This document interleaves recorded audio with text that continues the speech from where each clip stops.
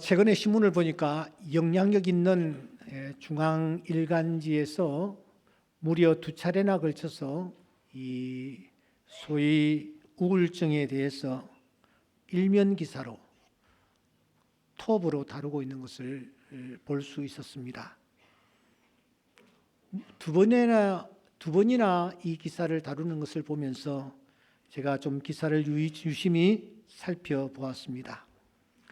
한국 리서치 표본 조사에 의하면 우울감을 내가 경험했다, 내가 경험을 한 적이 있다라는 응답이 49.9%, 그러니까 국민의 거의 절반이 이런 우울증과 관계가 있는 경험이 있었노라고 응답을 하고 있습니다.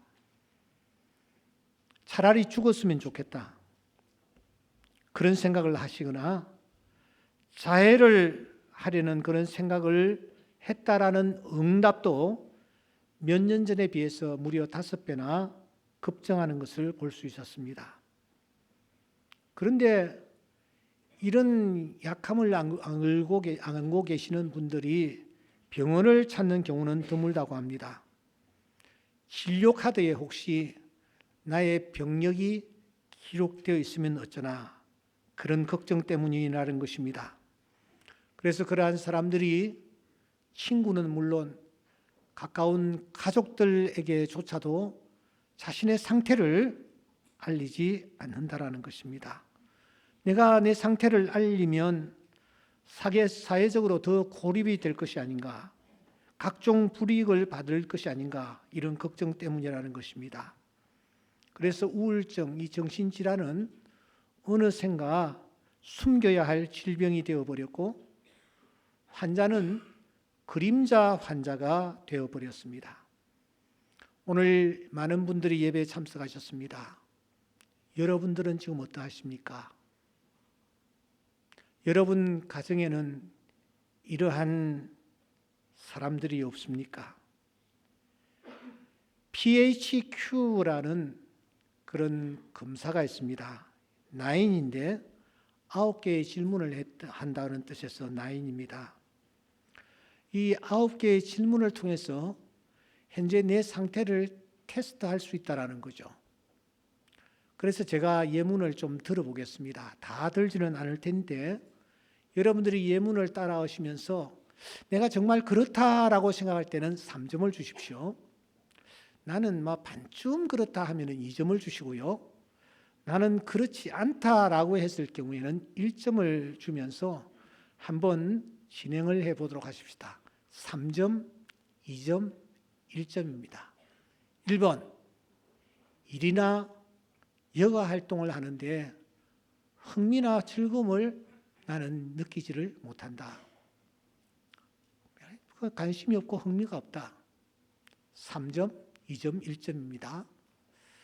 두 번째, 기분이 착 가라앉거나 희망이 없다라고 생각할 때가 많다. 세 번째, 잠을 들기 매우 어렵거나 밤에 잠을 내가 자주 깬다. 4번, 내가 피곤하다고 느낄 때가 많으며 기운이 없을 때가 참 많다. 5번, 자신을 실패자라고 생각하거나 가족들을 내가 실망시켰다라고 생각을 한다. 6번, 차라리 죽는 것이 낫겠다고 생각하거나 어떤 시기로든 자해를 하려고 궁리를 할 때가 있었다. 나머지 7, 8, 9가 있습니다만 시간 관계상 제가 생략을 합니다. 6번까지 우리가 열거를 해보았는데 3점, 2점, 1점입니다. 여러분들은 지금 현재 점수가 몇 점쯤 나왔습니까? 이 문항을 만든 의학자는 6번까지 지금 진행을 했는데 15점에 가까이 되면은 그 사람은 지금 우울증 중증에 진입해 있다, 치료가 필요한 단계에 와 있다. 그렇게 보고 있습니다. 그런데 이런 상황에 놓였음에도 불구하고 이 부분을 내가 오픈을 시키지 아니하면은 병은 점점 악화되어 갑니다. 이런 사람들이 국민의 절반을 차지하고 있다고 하니 예사롭지 않습니다. 다시 묻습니다. 여러분 주변에는 이런 분들이 계시지 않습니까? 혹시 여러분 자신이 이런 케이스에 속하여 있지는 않습니까? 이러한 자들에게 사랑하는 여러분, 시급하게 필요한 것이 무엇일까요? 그것은 두말할 것도 없이 평안입니다. 평안. 이 평안의 원천자가 누구십니까? 누가 이 평안을 주십니까? 그분이 말씀하십니다. 평안을 너희에게 주노니 곧 나의 평안을 너희에게 주노라. 내가 너희에게 주는 것은 세상이 주는 것과 같이 아니하니라. 여기 우리가 관심을 기울여야 할 단어는 세상이라는 단어입니다. 세상이라는 저 단어 속에는 세상을 통해서 우리가 얻을 수 있는 여러 가지가 다 포함되어 있습니다. 저 안에는 물질이라는 것도 있을 것 같고 건강이라는 것도 있을 것 같습니다. 저 안에는 세상의 근세도 있을 것 같습니다. 그런 것을 통해서 우리가 얻으려고 하는, 취득하려고 하는 평안, 그 평안과는 근본적으로 완전히 다르다라는 것입니다. 의사를 통해서라든지 약을 통해서라든지 어떤 처방을 통해서 이 평안을 우리가 취득하려고 한다 할지라도 그것과는 전혀 다른 평안이 있다라는 것입니다. 여러분들은 이 평안을 경험하셨습니까? 여러분들은 이 평안을 소유하셨습니까? 오늘 우리 인생은 너나 할 것 없이 항해하는 자들입니다. 바다를 항해하는 고로 풍랑이 일게 마련입니다. 그때 풍랑을 만난 자는 본능적으로 무서움에 뜹니다. 두려움이 엄습합니다. 이러한 자들에게 필요한 것이 무엇일까요? 평안입니다. 평안의 원천이신 주님, 그 주님이 오늘 이 자리에 찾아오셔서 말씀하십니다. 내니 두려워하지 말라. 안심하라. 내니 두려워하지 말라. 이 주님의 말씀을 가슴에 담고 돌아가는 은혜가 있기를 주의 이름으로 축원합니다. 이 평안의 주님을 만나 주님과 함께 동행하는 남은 여생이 될 수 있기를 바랍니다. 우리가 오병이어의 사건을 굉장히 중요하게 다루고 있습니다. 왜냐하면 오병이어의 사건은 마태복음, 마가복음, 누가복음, 요한복음 4복음서에 빠짐없이 소개되고 있기 때문입니다. 모르긴 하지만 예수님의 십자가와 부활, 성천, 이 사건 외에 마태, 마가, 누가, 요한복음에 이 골고루 다 기록되어 있는 사건은 이 오병이어가 유일하지 않나, 그런 생각까지 저는 해봅니다. 그만큼 중요하다라는 뜻이죠. 그래서 몇 시간에 걸쳐서 우리가 이 부분을 나누는 것입니다. 우선 이 오병이어는 배부름과 깊은 관련을 갖고 있었습니다. 그때 군중들은 무척 굶주렸더랬습니다. 그런데 이들이 오병이어를 통해서 배부름을 맛보았습니다. 남은 음식이 12광줄에 가득 찰 정도였습니다. 그렇다면 배부름을 맛본 자가 그 다음에 취하여야 할 액션이 무엇입니까? 주님은 그때 하나님을 만나기 위하여 산으로 들어가셨습니다. 홀로 기도하는 시간을 가졌습니다. 그렇습니다. 우리가 위로부터 은혜를 입었으면 내 능력과 내 힘과 내 지혜로 된 것이 아니라 하나님의 은혜로 됐다라는 고백을 가지고 하나님 앞에 나아가야 합니다. 다윗처럼 말입니다. 다윗은 저 들녘에서 양을 치던 한간 목동에 불과했습니다. 그런데 어느 날 그가 유대 지파의 왕이 되지 않습니까? 세월이 흘러서 그는 이스라엘 전체의 왕이 되지 않습니까? 왕이 되었을 때에 이 다윗이 찾았던 곳이 어디입니까? 사무엘하 7장 8절에 보시면 다윗 왕이 하나님 앞에 들어갑니다. 그리고 앉아서 하나님께 기도합니다. 하나님이여, 나는 도대체 누구입니까? 내 집은 도대체 무엇이기에 나를 여기까지 이렇게 하셨습니까? 이렇게 하나님 앞에 간구하는 것입니다.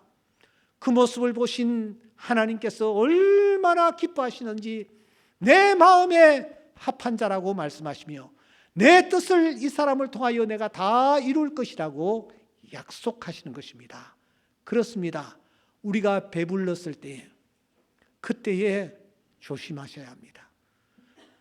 스스로 섰다고 하는 자는 넘어질까 조심해라. 선 줄로 생각할 때 넘어진다라는 사실을 기억하고 조심하라고 합니다. 배부르면은 내가 긴장을 풀어버립니다. 배부르면은 내가 우쭐댑니다. 내가 배부른 상태에 놓여 있으면 그 다음에 나타날 일에 대해서 미리 예측하거나 대비를 하지 못합니다. 엊그제 22일입니까? 서울에서 제일 최고급의 호텔, 그 호텔에서 결혼식이 있었습니다.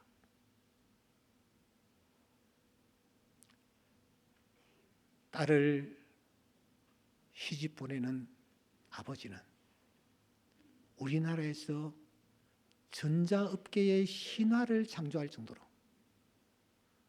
세계 제1위의 TV를 만들어낼 정도로 유명한 분이었습니다. 그룹의 부회장님이셨습니다. 모르긴 하지만 그는 그날 의기양양한 표정으로 많은 사람들을 초청했을 것이요, 자기의 딸을 손잡고 아마 결혼식장으로 들어갔을 것입니다. 결혼식이 잘 마쳐졌습니다. 이제는 2부 순서 연회가 열리고 있었습니다. 그분은 초청한 분들 그 자리에 하나씩 찾아가서 인사하고 감사하다고 예를 표하고 있었습니다. 그런데 한 자리에 이르렀을 때에 한 분이, 아주 친한 한 분이, 술 친구인 한 분이 와인 큰 잔에다가 양주를 가득 부어서는 건넸습니다. 축하한다고, 드시라고. 그 자리에서 그분이 그걸 끝까지 마셨나 봅니다. 워낙 술을 좋아하시는 분이니까 그 정도는 생각했는지는 모릅니다. 그런데 그 자리에서 쓰러졌고 결국은 회생하지를 못했습니다. 우리가 배불렀을 때에 긴장을 늦추어서는 되지 않습니다. 배부르면 우리가 그 다음에 풍랑이 온다는 사실을 꼭 기억하셔야 합니다. 배불렀을 때 우리가 기억해야 할 것 또 하나 있습니다. 그것은 내가 원하는 방향으로 가는 것이 아니라 주님이 원하시는 방향으로 가야 된다라는 것입니다. 그날 오병이어의 기적을 베푸신 주님께서 제자들에게 말씀하셨습니다. 너희들 베세다로 가라. 그런데 그 제자들이 예 하고서는 배를 타고 어디로 갔습니까? 가버나움으로 갔습니다. 가버나움과 베세다는 완전히 다른 지명입니다. 왜 베세다로 가지 않냐고 가버나움으로 갔을까요? 가버나움은 아주 익숙한 곳이었기 때문입니다.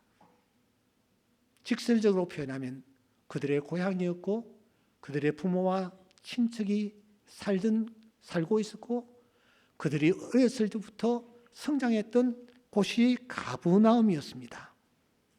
그 익숙한 곳을 향하여 나아가던 그 제자들, 그들이 풍랑을 만나는 것입니다. 그러므로 이 풍랑은 깨우침이었습니다. 바른 길로 나아가야 된다라는 준엄한 꾸짖음이었습니다. 이같이 방향이라는 것이 참으로 중요합니다. 한 번뿐인 인생의 길을 우리가 걸어가지 않습니까? 방향만큼 중요한 것이 어디에 있습니까? 그래서 오늘은 우리가 인생의 길을 걸어갈 때에 어떤 방향을 향하여 나아갈 것인가? 이 부분을 우리가 함께 나누어 보려고 하는 것입니다.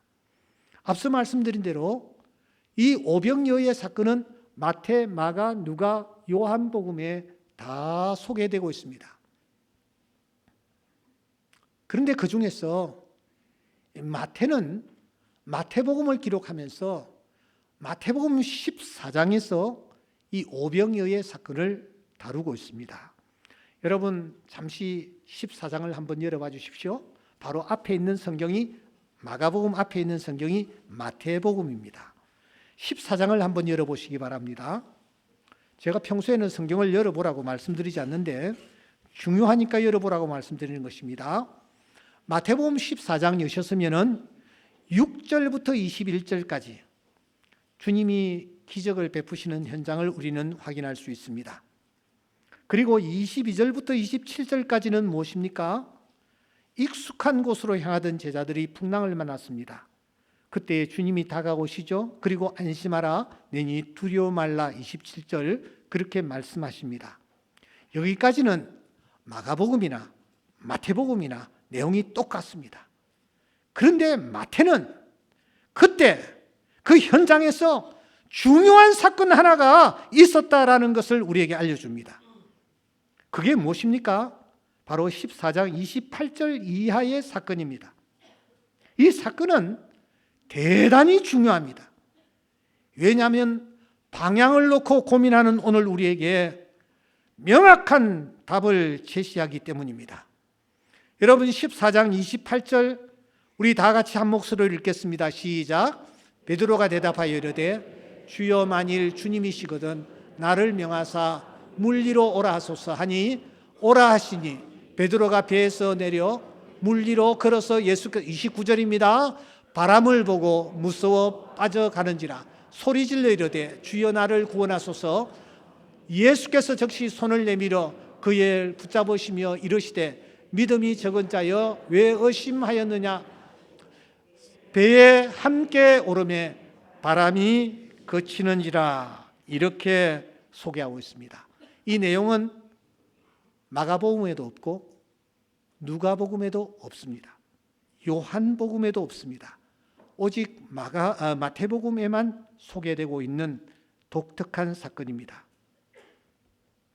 좀 더 본문을 살펴봅시다. 풍랑을 만났을 때 주님이 나타났죠.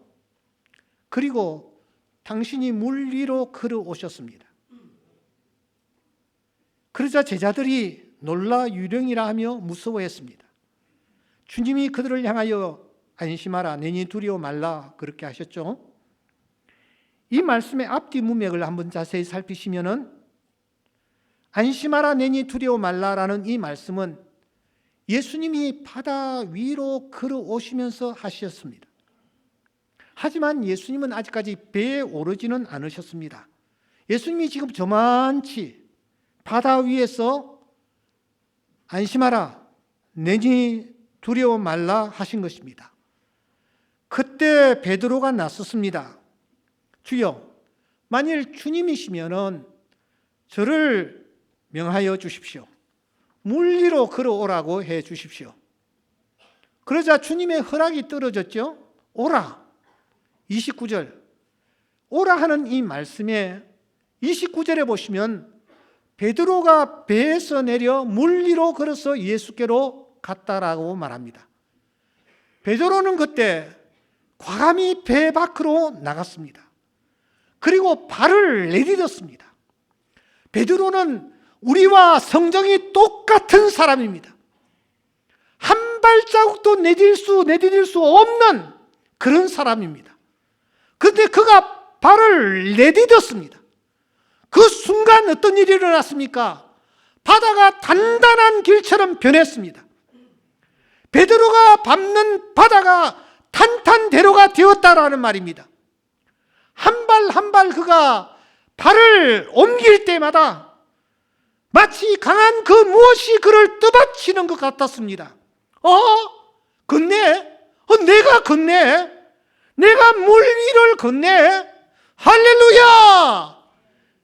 지금 베드로는 이런 심정으로 물 위를 걷고 있는 것입니다. 그래서 사랑하는 여러분, 오늘 본문에 나타나는 이 베드로는 물 위를 걸었던 유일한 사람이 됩니다. 인류 역사상 전무후무한 기적의 주인공이 되었습니다.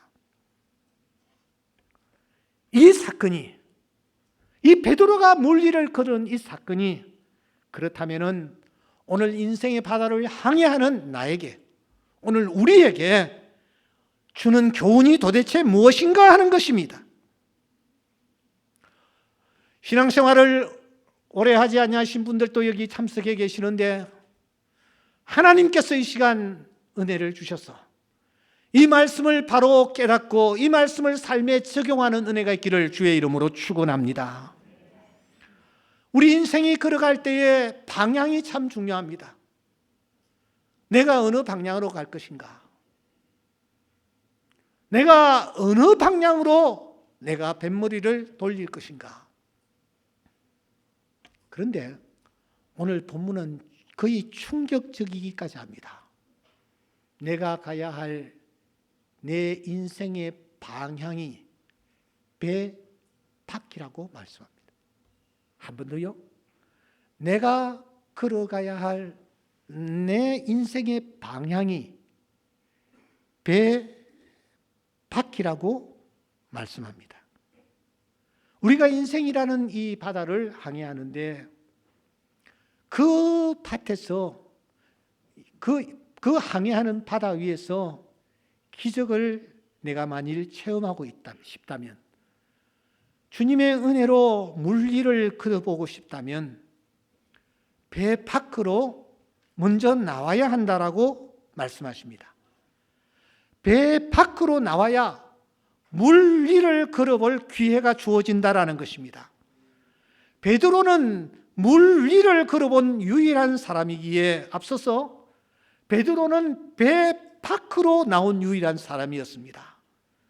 많은 사람들이 물 위를 걸어보고 싶어 합니다. 하지만 배 밖으로는 나오려고 하지 않습니다. 여러분, 우리를 향하여 성경은 믿음의 사람이라고 말합니다. 그럼 믿음이 무엇입니까? 믿음은 배 밖으로 나오는 것입니다. 우리의 믿음이 무엇입니까? 우리의 믿음은 저지르는 것입니다. 배 밖은 어디입니까? 어디입니까? 지금 내가 안주해 있는 곳, 내가 쉬고 있는 곳, 내가 의지하는 곳, 내 삶의 터전, 익숙한 곳, 그곳이 배 아닙니다. 그 배 안에서 과감하게 밖으로 나오는 것입니다. 이게 믿음이라고 하나님은 우리에게 말씀하시면서 믿음의 조상 아브라함에게 이렇게 말씀하시는 것입니다. 너는 너의 고향과 친척과 아비 집을 떠나 내가 네게 보여줄 땅으로 가라. 고향과 친척 아비 집은 아브라함에게 있어서 배 안이었습니다. 그곳은 무척이나 익숙한 곳이었습니다. 의사소통도 서로 간에 잘 되고 낯설지 않고 근심과 걱정 없이 살아오는 현장입니다. 그래서 그 안에서는 긴장할 필요도 없습니다. 어제 한 것처럼 오늘 또 그렇게 하고 그러면 또 하루가 지나가는 것입니다. 눈을 감고도 동네 여기저기를 돌아다닐 수가 있습니다. 그런데 하나님은 그 배 안에서 떠나라고 하시는 것입니다. 배 밖으로 나오라고 하는 것입니다. 이것이 오늘 우리가 가야 할 방향입니다. 성경의 역사를 살펴보십시오. 성경의 역사는 처음부터 끝까지 배 밖으로 나온 사람들의 스토리입니다. 애굽이라는 거대한 배 안에서 유태인들이 400년 동안 머물러 있었지만 아무 일도 일어나지 않았습니다. 이러한 자들이 배 밖으로 탈출하는 것입니다. 그때부터 놀라운 일이 일어나기 시작합니다. 홍해가 세상의 눈앞에서 갈라지지 않습니까? 기도를 하니까 아말렉 군사가 패퇴하는 역사가 나타납니다. 아무것도 심지 않았는데 낮에는 만나와 메추라기가 떨어지고 하나님께서 구름 기둥과 불 기둥으로 이스라엘 백성들을 인도하시는 것입니다. 반석에서 샘물이 터지는 놀라운 역사가 나타난 것입니다. 왜? 그곳이 배 밖이기 때문입니다.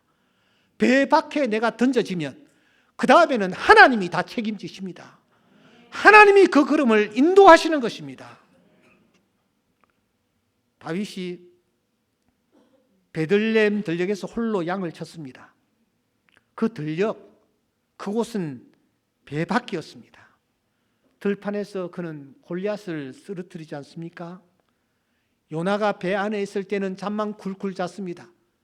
그러던 그가 무엇이라고 말합니까? 나를 들어 배 밖으로 던지라고 말합니다. 바다에 던지라고 말합니다.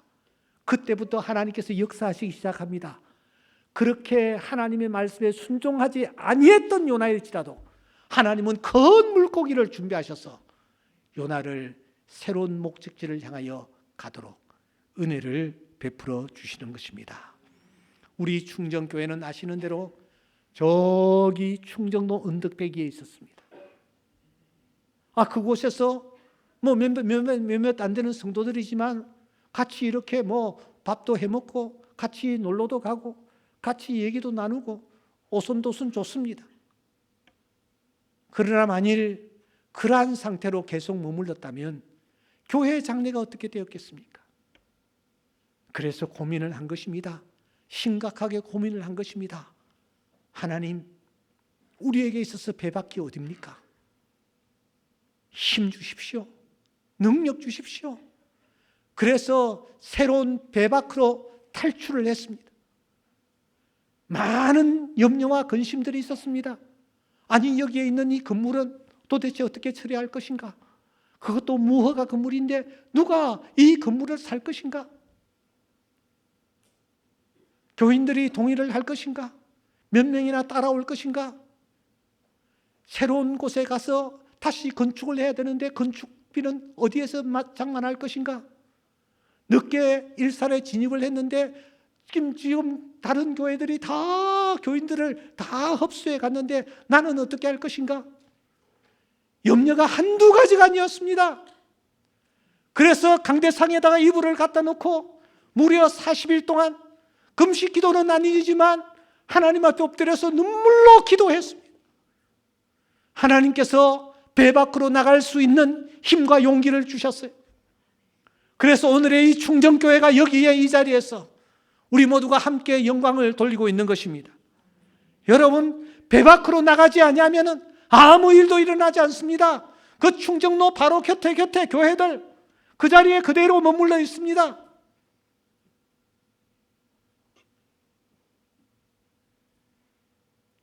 그렇다면 더 구체적으로 배 밖이 어디냐라는 것입니다. 도대체 배 밖이 어디냐? 나의 배 밖이 어디냐? 제가 시간 관계상 간단하게 정리하겠습니다. 아무 데라도 배 밖일까요? 누가복음 15장에 탕자가 배 밖으로 나갔습니다. 자기 집을 떠나 배 밖으로 갔습니다. 그게 배 밖이었습니까? 아니었습니다.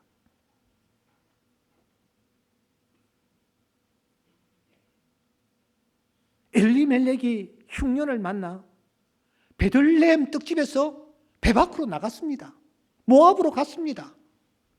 그곳이 진정 배밭이었습니까? 아니었습니다. 삼손이 이스라엘 땅을 버리고 저 블레셋으로 내려갔습니다. 그곳이 여러분 배밭이었습니까? 아니었습니다. 무조건 집을 떠난다고 해서 배밖은 아닌 것입니다. 그럼 배밖이 도대체 어디냐? 우리가 가야 할 방향, 저 배바퀴, 이 말이 왜 이래 안 되지? 배바퀴? 됐습니까? 예. 참 어려워요. 도대체 어디냐 이 말이야. 여러분, 중요한 얘기입니다. 잘 들으십시오. 아무데라도 그냥 나가면 배바퀴 아닙니다. 배바퀴 있습니다. 그 배바퀴가 어디냐? 첫째, 따라합시다. 주님의 음성이 들리는 곳이다. 아멘. 배바퀴 어디냐? 배바퀴는 어디냐? 주님의 음성이 들리는 곳입니다. 그날 베드로의 귀에 주님의 음성이 들렸습니다. 오라. 주님의 허락입니다. 주님의 명령입니다. 그때 그 말씀에 베드로가 순종을 합니다. 그때 그는 그 주님의 음성이 들리는 곳을 향하여 나왔습니다. 그랬더니 세상에 그가 물 위를 걷는 그런 놀라운 기적을 맛보게 되었습니다. 그러므로 우리가 배 밖으로 나오기 전에 먼저 주님의 음성을 들어야 합니다. 그분의 음성이 나타나기를 간절히 사모해야 합니다. 야곱처럼 말입니다. 야곱이 고백과 기도합니다. 당신이 내게 축복하지 아니하면 가게 하지 아니하겠습니다. 뼈가 부러질 때까지 그는 그 자리에서 하나님의 음성을 듣기 위하여, 하나님의 축복의 음성을 듣기 위하여, 이스라엘이라는 한마디 듣기 위하여 그가 그곳에서 매달린 것입니다. 그리고 주님의 음성이 나타났을 때에 야곱은 다시 일어났습니다. 축복의 주인공이 되었습니다. 우리는 주님의 음성이 있는 곳을 향하여 나아가야 합니다. 주님의 음성이 있는 곳에서 풍덩 뛰어내려야 합니다. 비록 낯설다 할지라도, 아니 평생 한번 경험해 보지 못한 곳이라 할지라도 그 음성이 들리는 배 밖으로 나가셔야 합니다. 우리 주님은 지금도 우리 한 사람 한 사람에게 멋진 계획을 가지고 계십니다. 이 계획을 이루시기 위해서 주님은 배 밖으로 나오기를 간절히 기다리고 계십니다. 그 음성을 듣고 우리는 한번 뛰어내려 보아야 합니다. 우리의 생명이 다하는 그날까지 우물쭈물 앉아있는 것이 아니라 배 밖으로 한번 뛰어나와야 합니다. 주님의 음성이 들리는 그곳을 향하여 나아가야 합니다. 그때에 우리 또한 배 밖에서 주님이 나를 물 위로 걷게 해주시는 이런 기적을 체험하게 해주실 줄 믿습니다. 두 번째, 더 중요한 것이 있습니다. 따라해 보십시다. 주님의 모습이 보이는 곳이다. 내가 가야 할 방향이 어디냐? 주님의 모습이 보이는 것입니다. 그때 베드로는 분명히 주님을 보았습니다. 그리고 그 주님이 계시는 곳을 향하여 그가 나아갔습니다. 14장 29절에 보면은 예수께로 갔다 말합니다. 예수님이 보였다라는 것입니다. 그런데 여러분 30절에 보시면 바람을 보고라는 표현이 있습니다.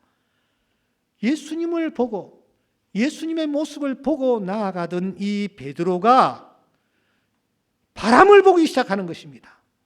블레포, 이것은 관망하다, 인식하다 그런 뜻을 가지고 있는데 실체가 아니다라는 뜻입니다. 주님은 실체였습니다.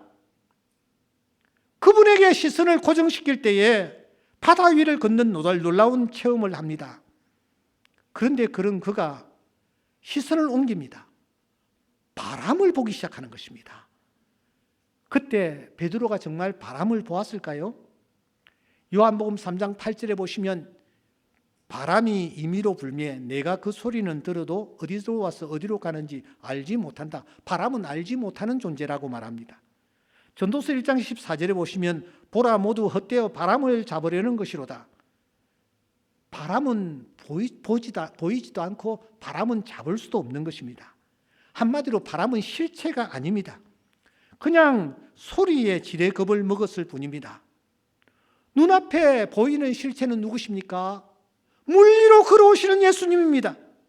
그분에게 시선을 고정시키고 그분에게 나아가면 되는 것입니다. 그런데 이 베드로는 바람을 보았습니다. 실체가 아닌 바람을 보고 있습니다. 그 순간 그가 바다에 빠져 들어가는 것입니다. 여러분, 우리 앞에 우리가 살아가는 인생의 행로에 바람 같은 것이 자주자주 나타납니다. 참 많습니다. 보이지도 않으면서 우리에게 두려움을 안겨주는 것입니다. 마치 저 블레셋의 골리앗과 같은 존재 말입니다. 성경은 그가 6규빗 한 뼘이었다라고 알려줍니다. 결국 3m라고 보면 되는 것입니다. 정말 그렇게 키 큰 존재가 있었을까? 저는 아직까지 이 숙제를 풀지 못하고 있습니다. 왜냐하면 이 블레셋의 이 골리앗이 성경은 조석으로 나타났다 그렇게 말합니다. 왜 이 골리앗이 해가 뜨기도 전에 나타났을까? 왜 이 골리앗이 해가 지고 난 뒤에 나타났을까? 저는 이 부분이 골리앗이 어떤 존재냐를 푸는 중요한 숙제라고 생각합니다. 글쎄, 정확하게 할 수는 없지만 이 골리앗이라는 이 3m나 되는 이 큰 존재, 이 존재는 가공인물이 아니었을까?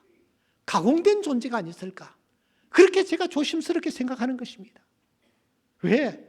역사상 한 번도 이렇게 큰 존재가 없었기 때문입니다.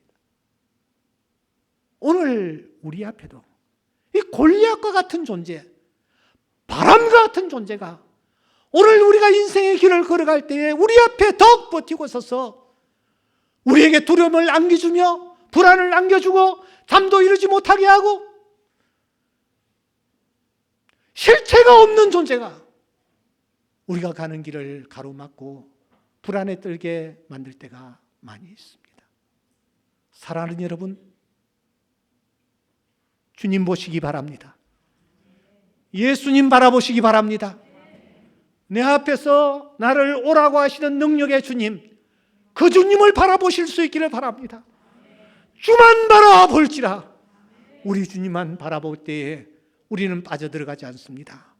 그러나 바람을 보고 이 바람을 보았을 때에 베드로는 빠져들어가 버린 것입니다. 마지막 따라합시다. 주님의 손길이 임하는 곳이다. 우리가 가야 할 방향이 어디냐? 주님의 뭐요? 손길이 임하는 곳입니다. 예수님이 그날 새벽 3시경에 나타나셨죠. 바다 위로 걸어오셨습니다. 주님이 왜 그 새벽에 나타나셨습니까? 풍랑으로 힘들어하는 제자들을 구해 주시기 위해 오셨습니다. 그 주님이 베드로들을 오라고 하셨습니다. 갔습니다. 그는 빠지지 않고 걸어갔습니다. 그런데 그가 빠져 들어갑니다. 그때 주님이 무엇이라고 말씀하십니까? 어떻게 하십니까? 31절 아주 중요한 말씀입니다. 우리 다 같이 한번 읽겠습니다. 시작. 예수께서 즉시 손을 내밀어 그를 붙잡으시며 이르시되 믿음이 적은 자여 왜 의심하였느냐 하시고 주님이 뭐요? 손을 내밀었어. 누구를 빼올리셨습니까? 베드로를 빼올리셨습니다. 손을 직접 내미셨습니다.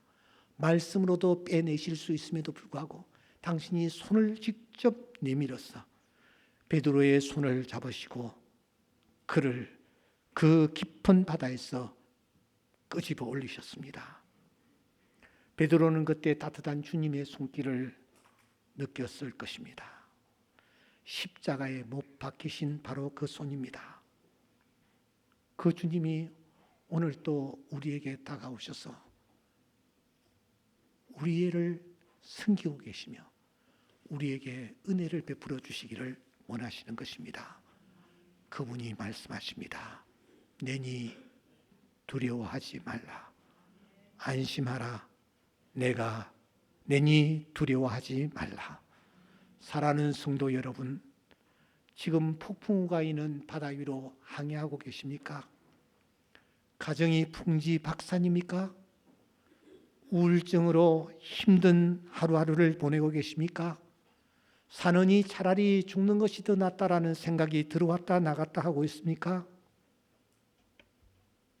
이 말씀을 붙잡으시기를 주의 이름으로 축원합니다. 방향이 중요합니다. 어떤 방향입니까? 주님의 음성이 들리는 곳입니다. 주님의 모습이 보이는 곳입니다. 주님의 손길이 임하는 곳입니다. 그곳이 구체적으로 어디입니까?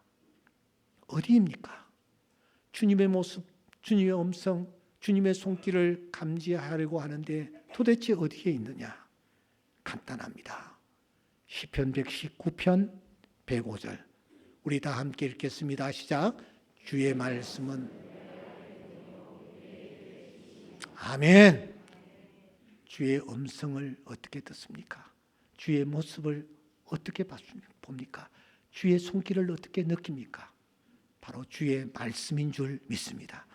말씀을 가까이 할 때에 그 말씀이 내 발의 등이요 내 길의 빛이 되는 것입니다. 그러므로 복 있는 사람은 악인의 길을 쫓지 아니하며 죄인의 길에 서지 아니하며 오만한 자의 자리에 앉지 아니하고 2절 다 같이 시작. 오직 여호와의 율법을 즐거워하여 그 율법을 주야로 묵상하는 자로다. 여기에 여호와의 율법을 묵상하고 즐거워하는 자가 복 있는 자가 될 줄 믿습니다. 바다 위를 걷는 자가 될 줄 믿습니다. 주님의 음성을 들으며 주님의 모습을 보며 주님의 손길을 느끼는 자 될 줄 믿습니다. 이런 은혜가 오늘 이 예배에 참석한 모든 분들에게 넘칠 수 있기를 주의 이름으로 축원합니다.